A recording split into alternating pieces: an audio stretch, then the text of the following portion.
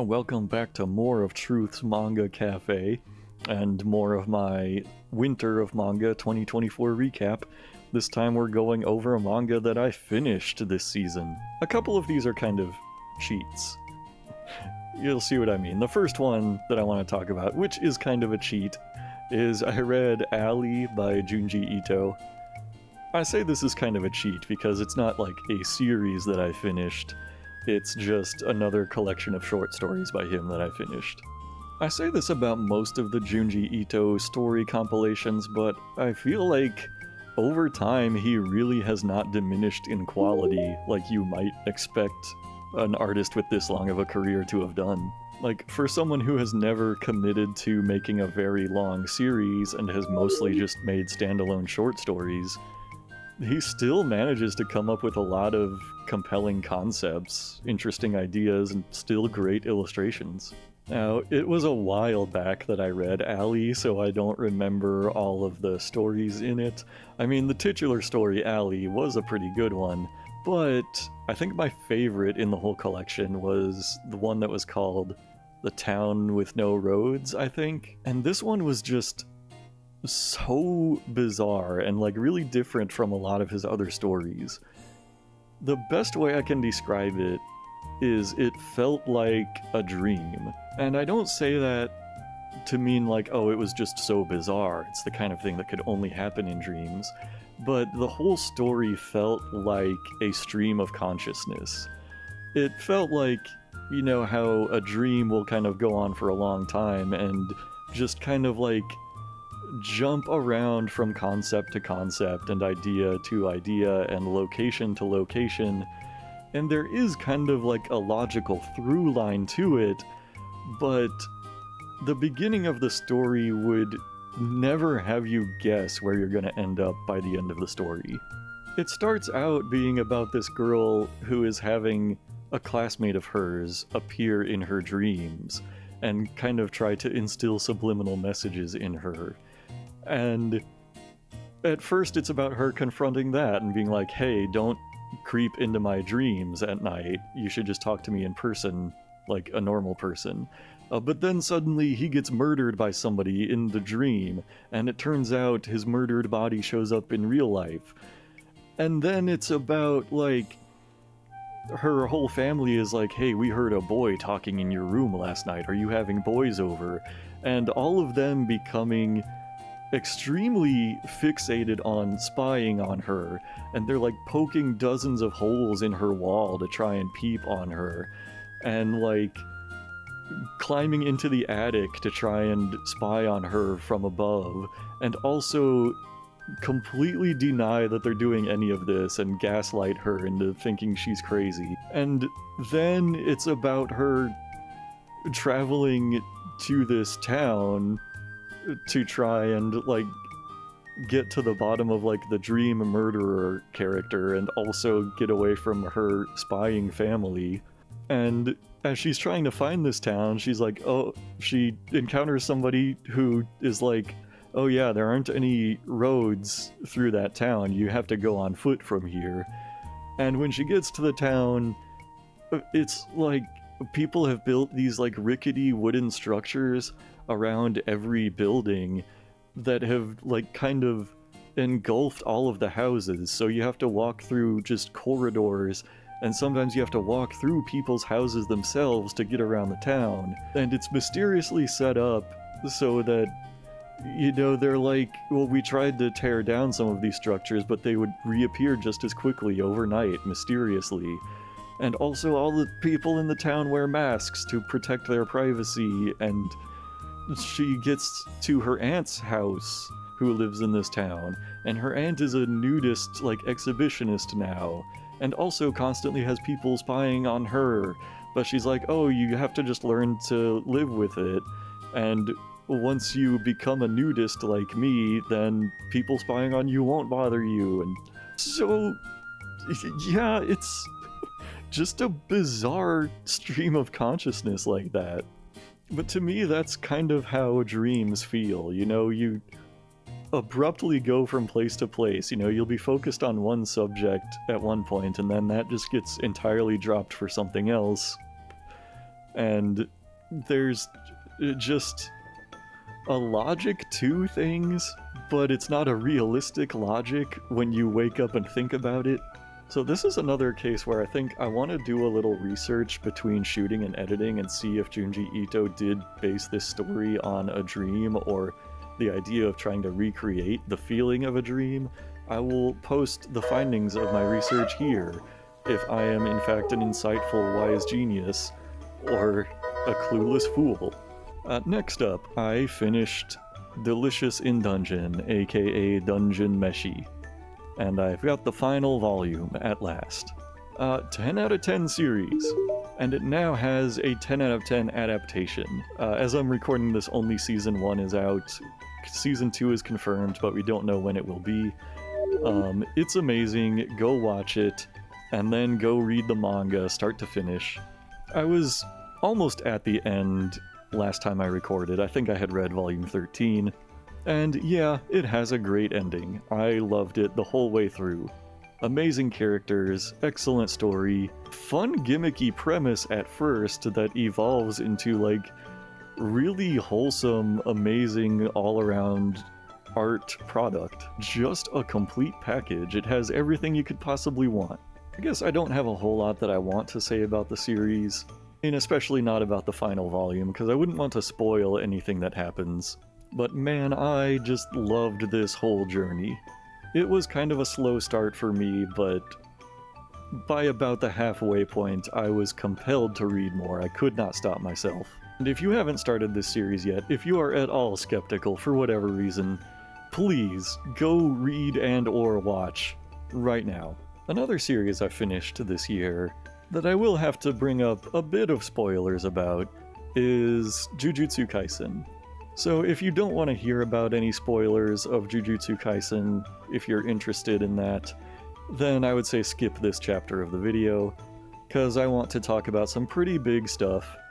But also, you know, the manga is finished as of like 2 or 3 months ago. I have kind of mixed feelings about JJK. Overall, it's like, I don't know, like a 7 or 8 out of 10. It's pretty good.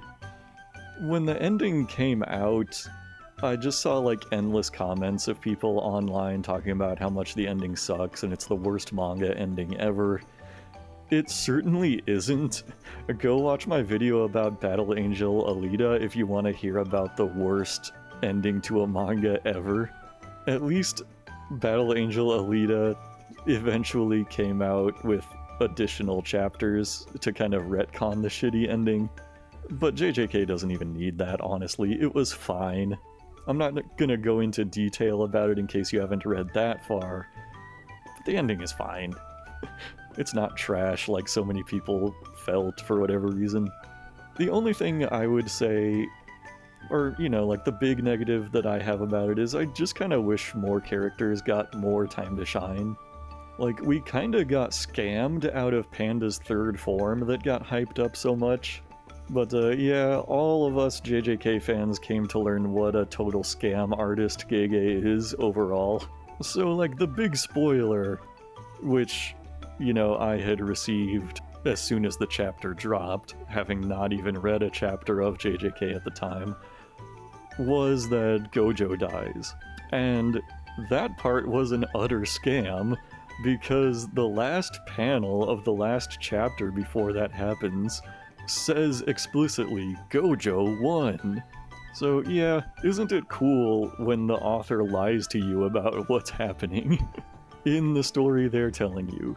What I want to say about that big spoiler is I wasn't all that into the Gojo versus Sukuna fight. And I think a big part of that is like, I think it's an underlying problem with JJK overall, is that it gets kind of bogged down in mechanics.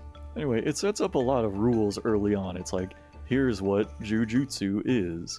Here's what a domain is. Here's what a cursed technique is. And it just kind of felt like all throughout the Gojo Sukuna fight that, like, at every other turn, it was reinventing those rules. It's like, oh, well, Sukuna can use domain expansion. but his domain doesn't have a barrier like other domains. That means that he can do this, and Gojo can't do this, and oh, Gojo is using this technique from within his domain, and so it's doing this. Oh, now he's using this other technique, but like on the outside of his domain, and I'm like, I don't know, I think it's not a good fight scene when the fight scene does not speak for itself whatsoever. Like, when another character or characters have to be there to explain to the reader exactly what's happening in the fight, I think you have not made a very interesting fight scene. Now, very shortly after that climactic Gojo versus Sukuna fight, there was another fight between Geto/Kenjaku and this new character who has not yet appeared in the anime, whose name I kind of forget. Maybe I will think to edit it onto the screen. And basically the premise of this guy's power is he can kinda do whatever as long as it's funny. He's kinda going by Roger Rabbit rules. And when he gets into this fight with Geto, you know, when this total clown character gets into a fight with one of the biggest antagonists in the series, it's actually way better than Gojo versus Sukuna.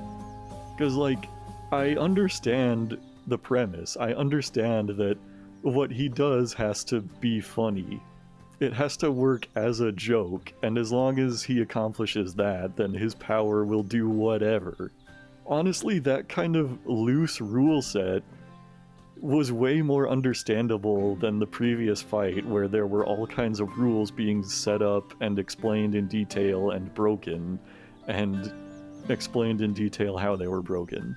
It was, like, honestly one of the best fights in the whole series. I actually loved it.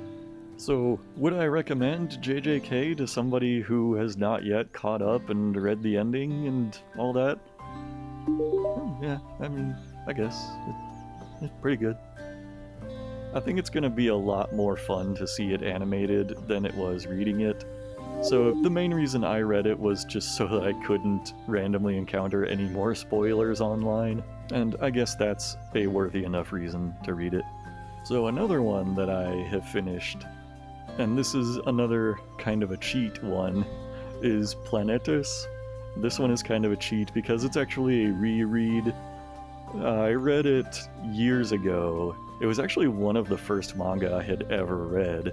Like, I think I had read fewer than 10 of them when I picked this one up. And anyway, if you want to hear more of my thoughts about it in detail, I have a much older video on my YouTube channel about this manga, and about the anime adaptation, and you can watch me talk about that in detail in that video. And I won't have a whole lot of new thoughts to add to it. It's still really great. It's still a 10 out of 10. I have since been reading the artist's newer series, Vinland Saga, which is also a 10 out of 10 so far. And I didn't realize until I came back to this series that, man, his art style really has developed a lot over time, and it's gotten a lot better. Some of the, like, character illustrations early on in Planetus are a little more, like, shaky. They're, like, not as clean and confident as they are in Vinland Saga. But the story still makes this one a must-read. Anyway, not a lot to add there. If you haven't read this manga before, please do, and maybe watch my old video about it. Another one I finished this year was Pluto, and let me tell you, Pluto was phenomenal. This one I might also end up collecting. It's only like 8 volumes long, I think.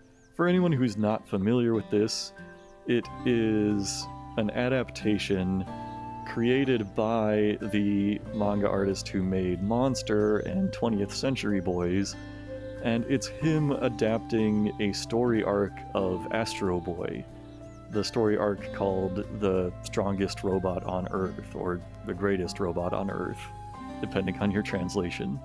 Now, I talked a lot about Astro Boy in my previous recap, and how you can see, especially in that one story arc, how it really laid the groundwork for so much shonen manga to come. Pluto is just fantastic. It is such a great adaptation. And honestly, who better to do it than Urasawa? It kind of takes the story in a different direction, though. It doesn't make it like a shonen battle story, but instead it's more like a neo-noir, cyberpunk kind of thriller. I use the term cyberpunk kind of lightly, but it just kind of like fleshes out some of the sci-fi ideas that were planted in Astro Boy, and, you know, makes them a little more realistic and grounded, I think. One thing that I think is a little odd about it is throughout the whole series it's about, like, can a robot feel true human emotions? Maybe they can. When in reality, it's like, no. They really can't, in reality. But I mean, Pluto still takes the idea of what if they could, and makes that really compelling. One of my favorite parts in Pluto is a scene of Dr. Tenma having dinner with his recently created Astro Boy, and just everything that Astro tells him about his day, or really he's referred to as Adam in this adaptation, as he was originally. Everything he tells his father about his day, like, oh, I cleaned up my room, and I found this cool book in the back of my bookshelf about bugs, and so I spent some time reading that. And, oh, by the way, this dinner is really good. And after that, his father responds to him, and he's like, you know, my son actually never kept his room clean. He was always a slob. And, you know, the robot Adam is like, okay, I won't clean up so much from now on. And then he says, you know, my son actually hated that book about bugs, and that's why he stuffed it into the back of his bookshelf. And, you know, the new Adam is like, okay, I won't read about bugs so much in the future. And, you know, at the end, I think you just see like a single tear on his father's face, and he's like, he also always hated my cooking. It was just this really well done scene that I think really like humanizes Tenma a lot more than the original Astro Boy manga did, where he comes off as just kind of a callous asshole. But I thought that was like really profound, because it makes sense, you know, no matter how far like an AI might go into trying to replicate a person's life or a person's interests, the people who know them would always be able to see like the little cracks in the facade. And it just kind of drives home the futility in him trying to recreate his dead son. Oh, another thing I wanted to bring up in this Pluto recap. I got this book recently, Unico, this new graphic novel. And this is actually not something that I bought. This is an advanced reader copy, so it's like not in full color like the finished product would be. And I actually have not read this. But I grabbed it because Unico, if you're not familiar, is another property of Tezuka's, you know, the creator of Astro Boy. And so when I was reading Pluto, each of the 8 volumes had afterwords by different people involved with the project, or different people from the manga industry. And throughout several of those, there was so much to do about how Urasawa had to get authorization from Tezuka's son to make the manga Pluto. How he had to get so much approval and try so hard just to be allowed to make an adaptation of Astro Boy. And like, one of the afterwords is from Tezuka's son, who gave him the clearance to make it. And he's like kind of a piece of shit about it. He's like, oh yeah, this guy Urasawa came to me about his manga idea, and like I didn't even want to hear what he was saying. Like I just thought his idea was so stupid, so I shut him down and wouldn't let him do it. But he kept asking me, and he was really persistent, so like finally I gave in.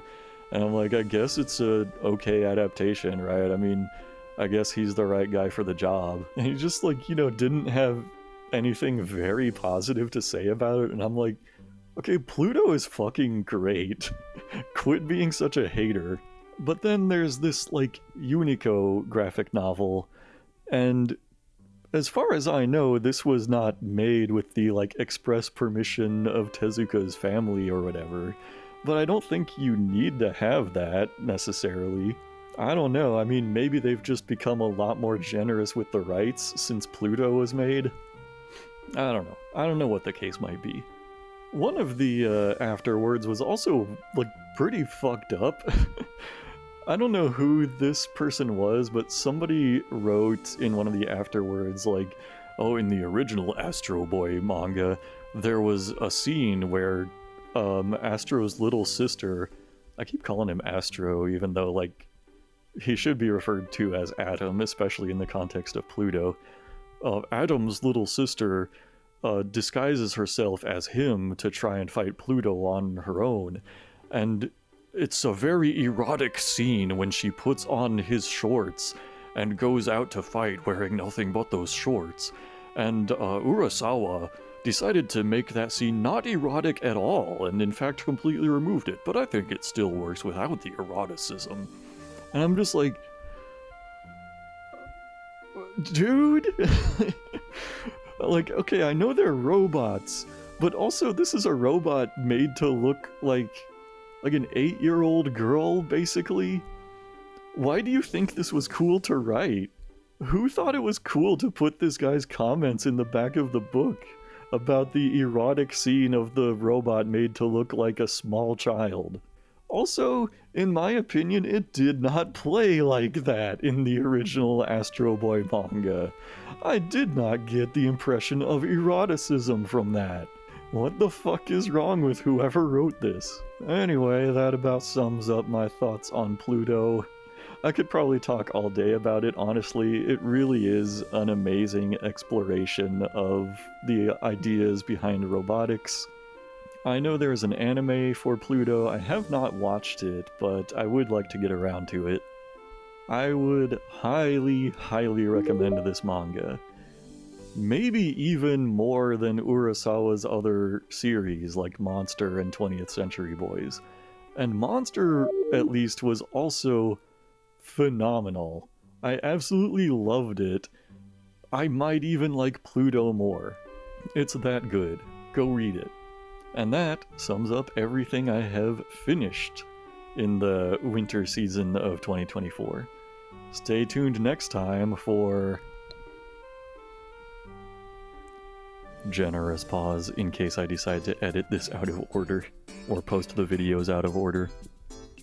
New manga that I have picked up in 2024. Thanks for watching once again, everyone, and another special thanks to all the financial supporters of Truth's Manga Cafe listed here.